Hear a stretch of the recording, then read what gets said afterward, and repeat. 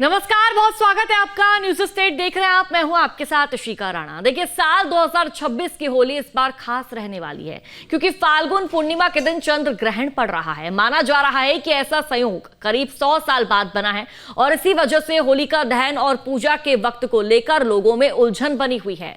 होली का पावन पर्व 2 दिन मनाया जाता है। एक दिन होली का दहन किया जाता है तो वहीं दूसरे दिन रंग वाली होली खेली जाती है। लेकिन इस साल होलिका दहन के दिन यानी कि 3 मार्च 2026 को दोपहर 3:21 से लेकर शाम 6:46 तक चंद्र ग्रहण लगा रहेगा। ऐसे में हर कोई इस चीज को लेकर काफी ज्यादा कंफ्यूज है कि होलिका दहन की तारीख में ग्रहण के कारण बदलाव होगा या हम इस प्रोग्राम के जरिए आपकी इस दुविधा को दूर करेंगे और बताएंगे कि होलिका दहन और रंग वाली होली की जो सही तारीख है वो क्या है, यानी कि लोग होलिका दहन कब मनाएं। इसके साथ ही जो रंग वाली होली है, लोग रंग वाली होली कब खेलें। और देखिए,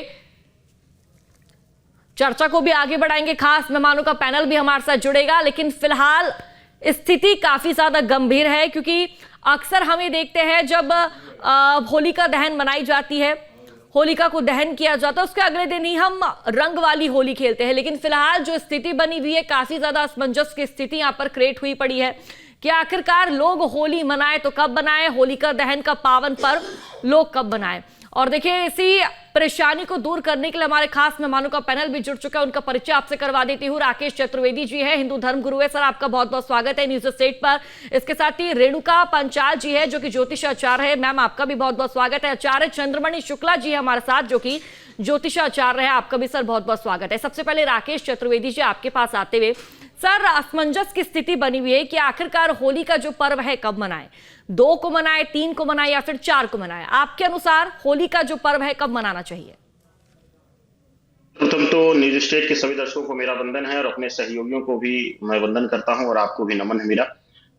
2 चीजें हैं। देखिए, मैं आपको बताऊं कि सनातन शास्त्र में बहुत सारी चीजें जो है गणना का आधार अलग अलग है, सूत्र अलग अलग है। लेकिन कुछ लोग जो है सिर्फ श्लोक या सूत्र जो है पढ़ करके बस उस पर शोध किए बिना वह क्यों कहा गया है और किस अवस्था में कहा गया है उसके बिना ही तिथियों का निर्धारण करने लगते हैं। पहली चीज कि जब हम होलिका दहन की बात करते हैं तो इसमें जो है पूर्णिमा तिथि की विशेष महत्व, फाल्गुन पूर्णिमा का विशेष महत्व। और तिथि का निर्धारण कैसे होता है? तिथि का निर्धारण होता है सनातन तिथि में जो है हम जो निर्धारण करते हैं वह सूर्योदय लग्न के समय सूर्य चंद्रमा की स्थिति यानी सूर्य चंद्रमा की डिग्री से हम गणना करते हैं कि वह कौन सी तिथि है। सामान्य भाषा में अगर इसको जो है बात किया जाए तो पूर्णिमा तिथि जो है, अगर देखेंगे आप तो आजकल तो इलेक्ट्रॉनिक का सॉफ्टवेयर का समय है। लोग देख रहे हैं कि 5 बजकर जो है लगभग 55 या 56 मिनट पर 2 तारीख को लग रही है। लेकिन सनातन जो शास्त्र है, जो सनातन शास्त्र जिसको जो है प्रमाणिक तिथि मानता है, वह मानता है उदया तिथि में लगना और कम से कम 2.5 घटी जो है उदया तिथि में यानी उदय लग्न में वह हो, उदया लग्न के साथ स्पर्श करती हुई वो तिथि रहे, तब उसको हम वह तिथि मान्यता देते हैं। तो ऐसी अवस्था में जो उदया तिथि है वह पूर्णिमा तिथि 3 तारीख को, क्योंकि उदया लग्न से लेकर के शाम लगभग 5 बजे तक, 5:15 बजे तक यह जो है पूर्णिमा तिथि बनी रहेगी। तो ऐसी अवस्था में बिना किसी भ्रम को फैलाए हुए हम पूर्णिमा तिथि जो है, पूर्णिमा तिथि का दान धर्म इत्यादि जो है हम 3 तारीख को करेंगे। स्नान दान की पूर्णिमा जो है 3 तारीख को ही सर्वमान्य रहेगी और होलिका दहन भी शास्त्रोक्त तरीके से जो है वह 3 तारीख को ग्रहण काल के बाद जो है करना चाहिए।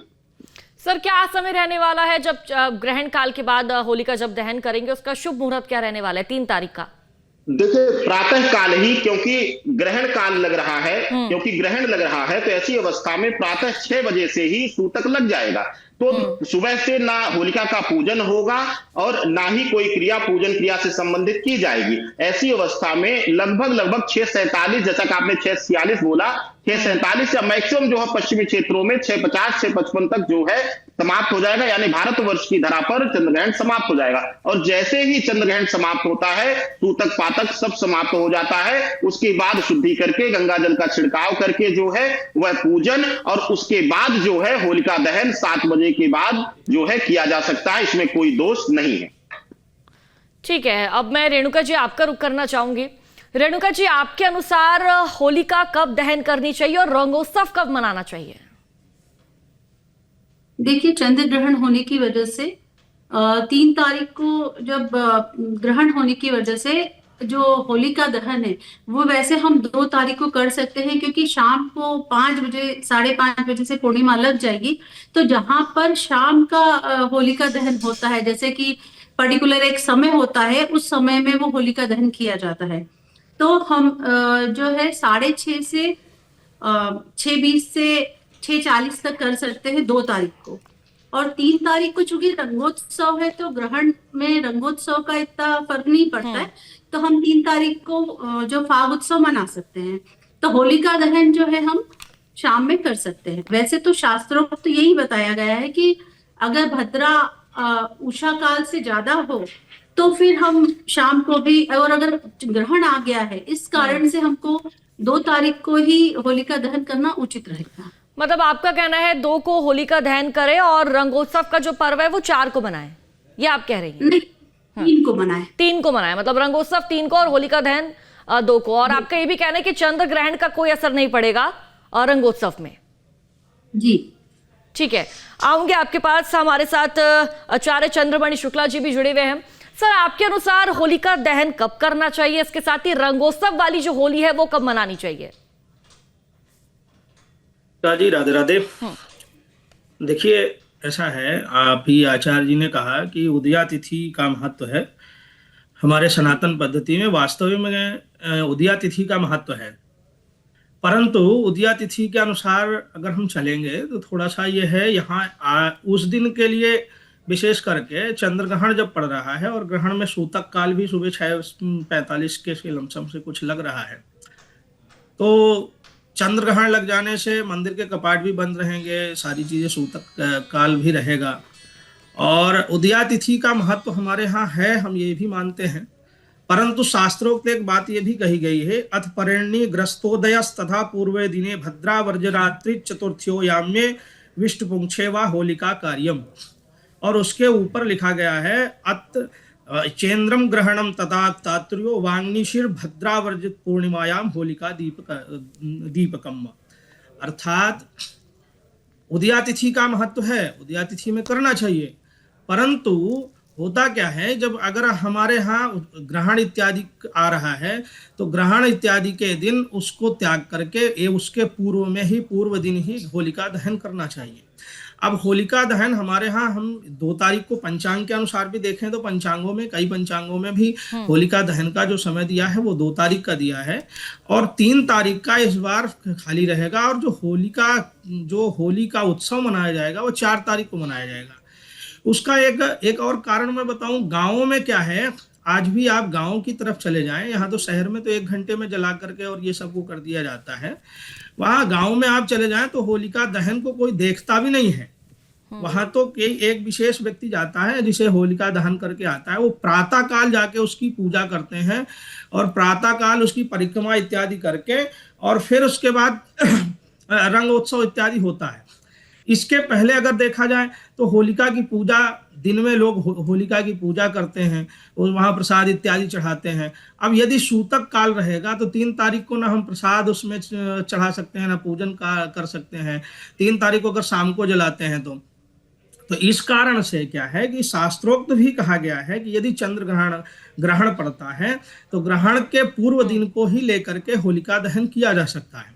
अब आते हैं थोड़ा सा भद्रा काल है, तो भद्रा काल के लिए भी इसमें इस शास्त्रोक्त कहा गया है कि अथ परेण्य ग्रस्तोदयो पूर्व दिने भद्रा वर्जरात्रि चतुर्थ्यो याम्ये विष्टुपुंक्षे वा होलिका कार्ये। यानी पूर्व की जो है भद्रा न लेकर के अंत में थोड़ा सा आगे बढ़ करके अगर ग्रहण है तो उसके पूर्व में 1 दिन पहले ये जो है होलिका दहन किया जा सकता है। इसलिए होलिका दहन का जो महत्व है, जो मुहूर्त है, वो 2 तारीख को सायंकाल रहेगा 8:30 बजे के बाद, और 3 तारीख को ग्रहण की वजह से वो दिन खाली रहेगा और 4 तारीख को उत्सव मनाया जाएगा। गांव में आज भी होलिका दहन के बाद 3-3, 4-4 दिन जो है होली का जो है 2-3 दिन तो लमसम होली का पर्व मनाया जाता है।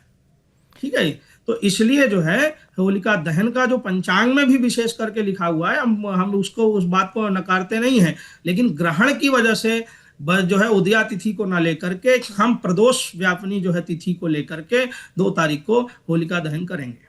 तो आपका कहना है कि 2 तारीख को होलिका दहन होगा, 3 को चंद्र ग्रहण है, यानी कि 3 तारीख को कुछ नहीं होगा और 4 को रंगोत्सव वाली होली खेली जाएगी, आप कह रहे हैं? बिल्कुल बिल्कुल बिल्कुल। हमारे साथ एक गेस्ट भी जुड़ी हुई है, पैनलिस्ट है अब रेणुका जी। उनका ये कहना है कि चंद्र ग्रहण का होली के दौरान कोई असर नहीं पड़ेगा, यानी कि होलिका दहन में कोई असर नहीं पड़ेगा, लेकिन वहीं दूसरी तरफ आप कह रहे हैं कि होलिका दहन में चंद्र ग्रहण का असर पड़ेगा। आपके अनुसार क्या असर पड़ सकता है?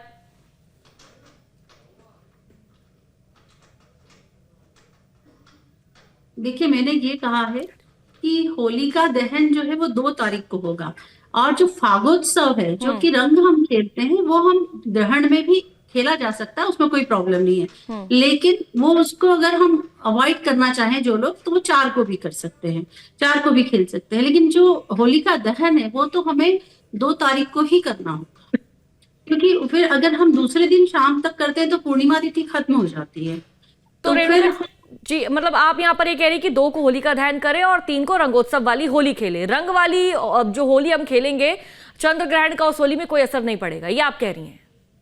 हाँ, जो हम फाग उत्सव मनाते हैं, जो रंगोत्सव मनाते हैं, उसमें पूजा पाठ का कोई काम नहीं है। अगर कोई मनाना चाहे तो 3 को भी मना सकते हैं, 4 को भी मना सकते हैं। ठीक है, बिल्कुल। आपसे मेरा सवाल है चंद्रमणि शुक्ला जी, मतलब 3 को क्या हम रंगों वाली होली खेल सकते हैं आपके अनुसार?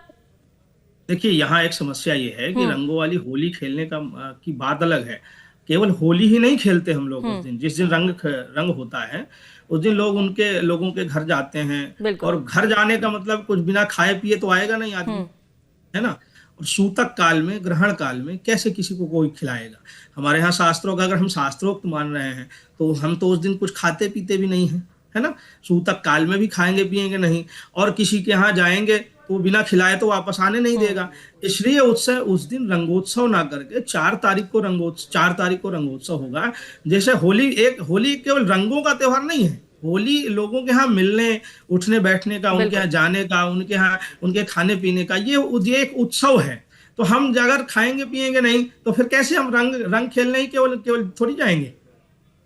बिल्कुल ठीक है। राकेश जी, क्या आप चंद्रमणि शुक्ला जी की बात से सहमत है? उनका कहना है कि 2 को होलिका दहन होगा, 4 को रंगोत्सव वाली होली खेली जाएगी। आदरणीय चंद्रमणि शुक्ला जी ने जो कहा, कुछ चीजों से मैं बिल्कुल सहमत हूं। उसका मैं कारण बताऊं।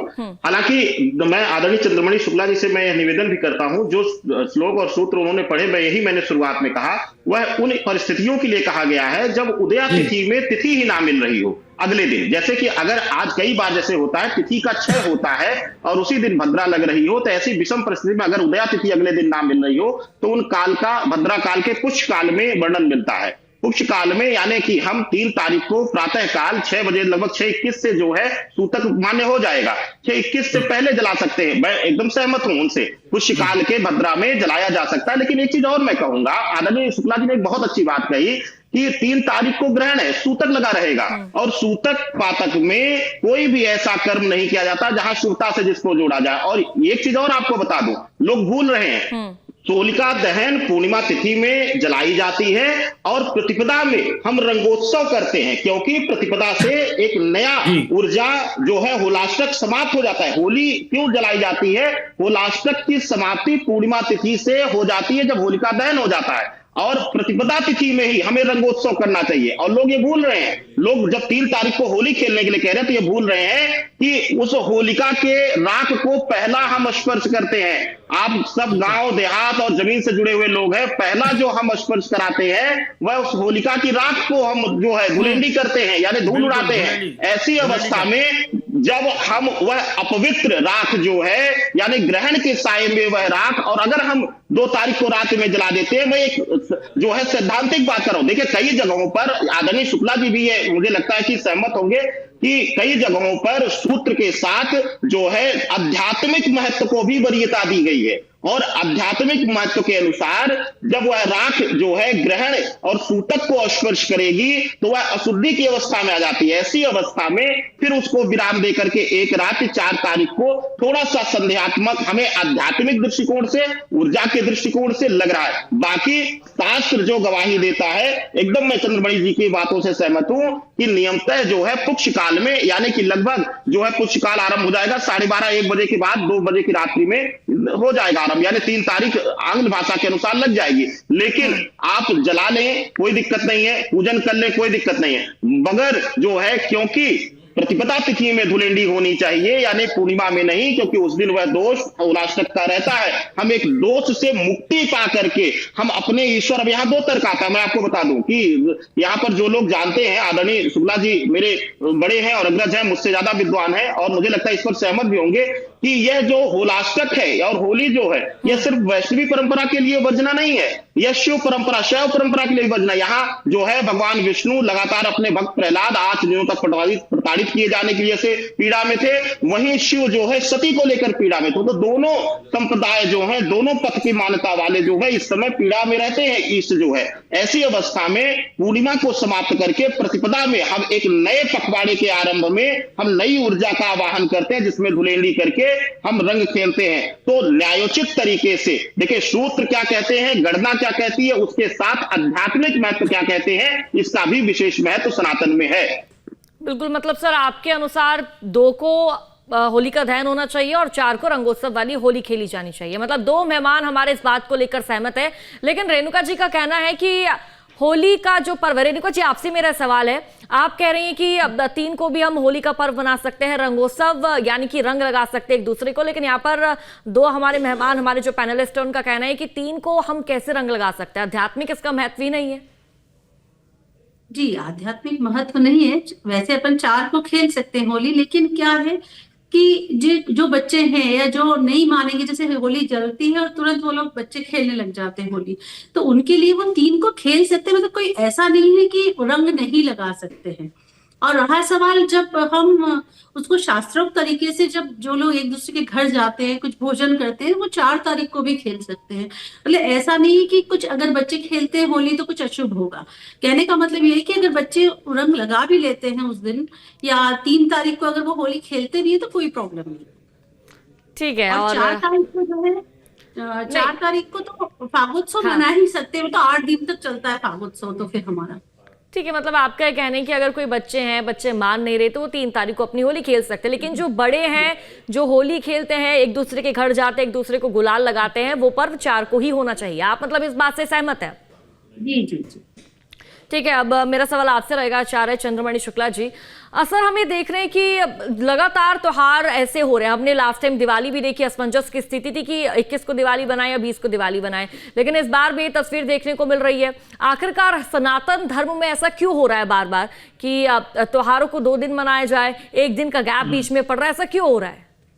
देखिए, उसमें ये जो आपका प्रश्न है, मैं इसमें एक बात कहूँ, मैं भी इस समर्थन में हूँ कि हमेशा जो है उदया तिथि में ही मनाई जाती है। मैंने उस समय दीपावली के भी समय उदाहरण दिया था कि दीपावली के पर्व आप 2015 से पहले उठा करके देख लीजिए, हमेशा जो है उदया तिथि में ही सारे त्यौहार मनाए जाते हैं।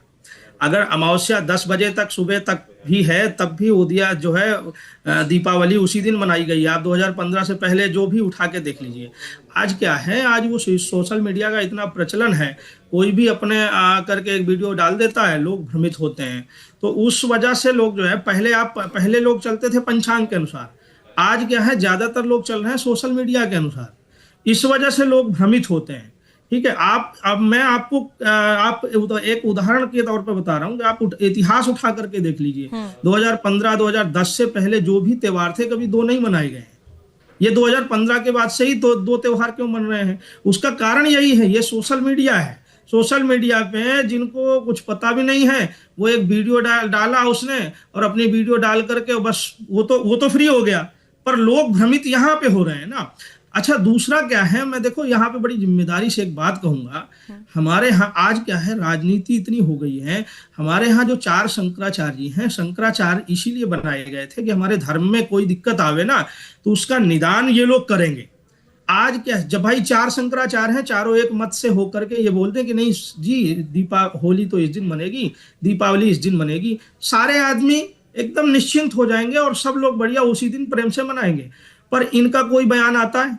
आप और धर्मों में देख लो, कोई भी व्यक्ति ये कह दे कि नहीं आज इस दिन ये त्योहार मनेगा हमारे धर्म का, वो उसी दिन मनता है। पर हमारे यहाँ ये सबसे ज्यादा भ्रमित लोग हैं, इसलिए है कि आज क्या है, धर्म का मजाक बनाना चालू कर दिया लोग। सोशल मीडिया पे वीडियो डाल दिया, किसी ने कुछ कह दिया, किसी ने कुछ कह दिया, किसी ने कुछ कह दिया। शास्त्रोक्त कोई ज्ञान है नहीं, बस बोल दो अपने तरफ से। हम तो बोल करके फ्री हो गए, दूसरे और सब भ्रमित हो गए। अच्छा, जो उनको लोगों को लगता है कि भाई जो ये सोशल मीडिया पे या वीडियो डाल रहा है ये तो विद्वान होगा, उसको तो यही लग रहा है, पर उसे क्या पता कि ये क्या है ना। मतलब सर, सोशल मीडिया में जिसके ज्यादा फॉलोअर्स है, लोग उन्हीं की बातों को समझते हैं और ये लोगों के लिए अपनी मेंटेलिटी सेट कर लिए कि भाई इसके फॉलोअर्स अच्छे हैं, लोग इसको फॉलो कर रहे हैं तो उसकी बात उचित ही होगी। बिल्कुल, लोग पहले पंचांग से मानते थे, आज सोशल मीडिया से मनाते हैं। समस्या इस बात की है। ठीक है, अब मेरा अगला सवाल राकेश चतुर्वेदी जी आपसे होने वाला है। सर, होली का क्या जो चंद्र ग्रहण 3 तारीख को लगने वाला है, क्या रंगोत्सव वाली होली में या फिर होलिका दहन में इसका कोई खासा असर देखने को मिलेगा? देखिए, जो ग्रहण पड़ रहा है वो बहुत विशेष परिस्थितियों में पड़ रहा है। उसका कारण है कि शनिवत राहु है, यानी कुंभ में राहु बैठा हुआ है, मंगल की युति रहेगी, बनी हुई रहेगी, और उससे अगली राशि में, मीन राशि में जो है ग्रहण के समय जो है शनि शुक्र की युति रहेगी। और जिस समय ग्रहण लग रहा है, लगभग 3:20 से स्पर्श काल शुरू होगा भारतवर्ष में, तो उस समय के लग्न कुंडली को देखें तो अष्टम भाव में मंगल राहु विराजमान रहेंगे, सूर्य बैठे हुए रहेंगे। ऐसी अवस्था में यह जो आने वाला जो इसका इफेक्ट है 40-41 दिन या 30 दिन कह लीजिए, कम से कम 30 दिन, मिनिमम जो है 30 दिन और 45 दिन का यह समय रहेगा, कि बहुत ज्यादा प्रभावित करेगा लोगों को, मानसिक रूप से जो है, आर्थिक रूप से यह सबसे ज्यादा प्रभावित करने वाला है। रिश्तों में बहुत सारे प्रभाव देखने को मिलेंगे। एक चीज और आपके माध्यम से मैं बोलूं कि विशेष रूप से अभी आदरणीय शुक्ला जी ने बहुत अच्छी बात कही, मैं आज भी यह आवाहन करता हूं। मैं कल भी एक राशि समाचार चैनल पर बैठा था, वहां भी लोग बस दारुण रात्रि सोशल मीडिया पे पढ़ लिया, दारुण रात्रि क्या है, दारुण रात्रि क्या है, और दारुण रात्रि से होलिका दहन का क्या संबंध है, कोई सिद्ध ही नहीं कर पाएगा। पहली चीज तो यह। दूसरी चीज, बिल्कुल शुक्ला जी ने सही कहा, हमारे तिथि गणना के अनुसार सनातन पद्धति जो है उसके अनुसार अगर देखा जाए तो 2 को पूर्णिमा माने ही नहीं है। कोई माई का लाल शास्त्र पढ़ने वाला कह नहीं सकता है कि 2 को पूर्णिमा है, अगर नियम से आएगा कोई तो कैसे आप 2 को, आप पूर्णिमा के दिन जो है 2 को पूर्णिमा कहकर के जो है होलिका दहन करा रहे हैं, भ्रम फैला रहे हैं लोगों के अंदर। बिल्कुल शुक्ला जी ने सही कहा। और एक चीज और आपको बोलना चाहता हूं, ऐसे जो है सनातन का नाश करने वाले लोगों के ढोंगियों के चक्कर में मत आइए, सोशल रील्स के चक्कर में मत आइए। तिथि की गणना सिर्फ और उसकी मान्यता के अनुसार 3 तारीख को ही पूर्णिमा है, और 3 को पूर्णिमा के दिन ही ग्रहण है, और ग्रहण पूर्णिमा के दिन ही लगता है, और पूर्णिमा प्रभावित करेगी। और उसका भी एक साइंटिफिक आधार बता देता हूं, हमारी तिथि की गणना ऐसे नहीं है, सूर्य चंद्रमा की डिग्री के बीच जो अंतर होता है उसके अनुसार हम गणना करते हैं। ऐसे ही नहीं है हम कि आप ऐसे ही बोल दिया हमने कि नहीं जी ये तिथि है, ये तिथि है। हम सूर्य और चंद्रमा के बीच जो है लगभग 12 डिग्री जो है सूर्य और चंद्रमा अंतर जब आता है तो वह जो है एक दिन का गोचर कहलाता है। और इसी तरीके से हम जो है 12 डिग्री के अनुसार जो है 30 तिथियों का अध्ययन करते हैं, और चंद्रमा की चाल क्योंकि प्रभावित होती है तो इसी अनुसार जो है दिन कम और ज्यादा होते हैं, या पखवाड़े कम या ज्यादा, या तिथियों का क्षय होता है। तो नियम शास्त्र के अनुसार जो है, सनातन शास्त्र के अनुसार पूर्णिमा तो है ही नहीं 2 तारीख को, तो कोई भी निराधार बात ना करे। 2 को पूर्णिमा का स्पर्श भी नहीं है, क्योंकि संध्या वेला में पूर्णिमा लग रही है, तो तिथि संवत जो है वह 3 को ही पूर्णिमा है, और 3 को ग्रहण लग रहा है। मानसिक रूप से यह सबको प्रभाव डालेगा। और मैं निवेदन करूंगा कि ग्रहण से पहले होलिका दहन करके, राख को अपवित्र करके, ग्रहण का स्पर्श करा करके उस राख से धुलेंडी ना करें। यह अपने धर्म शास्त्र के नियम के विरुद्ध है, और यही मैं कहना चाहूंगा। नहीं तो ग्रहण और इस गलत त्रुटि का दोनों का प्रभाव हम जो है भुगतेंगे कहीं ना कहीं। ठीक है सर, अब मेरा सवाल रेणुका जी आपसे रहने वाला है। चंद्र ग्रहण देखिए 3 तारीख को पड़ रहा है, बातें कही जा रही है कि 2 को होली का दहन हो जाएगा और 4 को रंगोत्सव वाली होली खेली जाएगी, लेकिन लोगों को ऐसे में क्या सावधानी बरतनी चाहिए जिससे चंद्र ग्रहण का असर उनकी जिंदगी पर ना पड़े?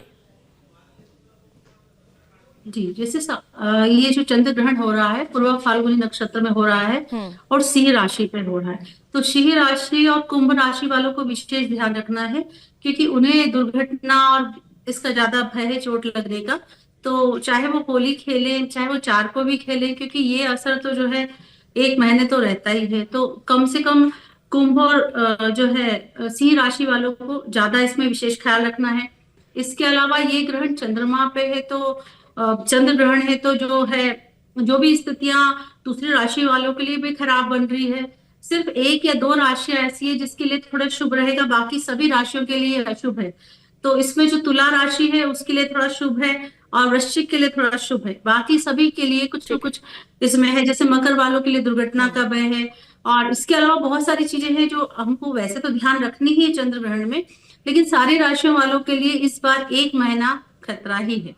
तो मतलब ये जो सिंह और चंद्र कुंभ ग्रहण राशि है, वालों को ज्यादा सावधानी बरतने की आवश्यकता है, ये आपका कहना जी है। जी, ठीक है। कुंभ राशि और तो राशि पर भी इसका खास असर पड़ने वाला है। आप सभी मेहमानों का चर्चा में जुड़ने के लिए, दर्शकों तक जानकारी पहुंचाने के लिए बहुत बहुत शुक्रिया। आपके मोबाइल पर तुरंत आएगी ब्रेकिंग न्यूज, स्क्रीन पर सबसे पहले दिखेगी बड़ी खबर, देश दुनिया की हर खबर एक जगह। अब आपके मोबाइल पर तुरंत फटाफट इंस्टॉल कीजिए न्यूज नेशन ऐप और रखिए खुद को अपडेट।